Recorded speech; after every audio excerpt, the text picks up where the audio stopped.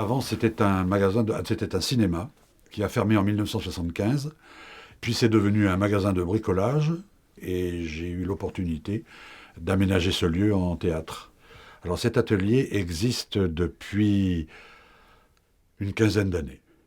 Il n'a pas été ouvert immédiatement à l'ouverture du théâtre, mais c'est petit à petit que, la réputation aidant, les parents sont venus inscrire leurs enfants. J'applique une méthode professionnelle qui consiste à un peu de discipline, de concentration, de rigueur, mais aussi d'une liberté, bien entendu, d'expression. J'aime beaucoup apprendre le théâtre. Ça m'aide à dépasser ma peur de parler à un public.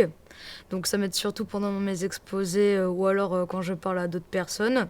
J'aime faire cet atelier parce que déjà j'aime bien faire du théâtre. J'adore faire ça, apprendre le texte, jouer devant pas mal de personnes et j'aime bien. Et moi ça me permet d'être moins timide. Allez, prends sur toi. Prends sur toi. Il y a d'abord des exercices de respiration, d'étirement du corps, d'assouplissement du visage pour avoir une liberté d'expression. Et puis, on fait appel à l'imagination avec des exercices d'improvisation. On termine les ateliers toujours par soit un tableau, soit une machine.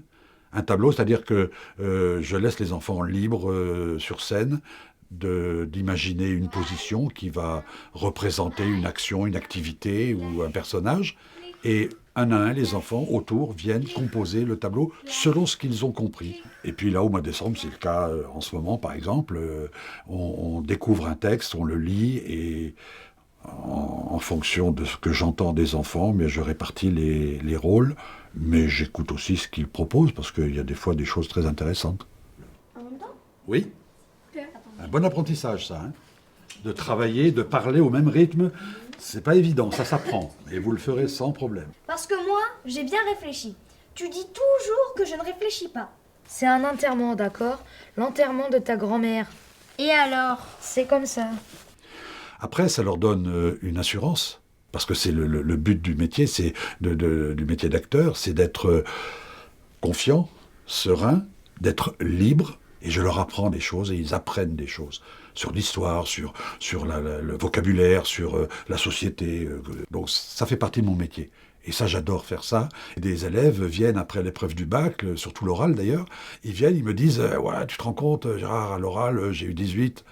Alors ils me regardent et puis ils me font t'en as la moitié de la note. Hein. Voilà. Oui, ben oui, évidemment. C'est le sentiment du devoir accompli.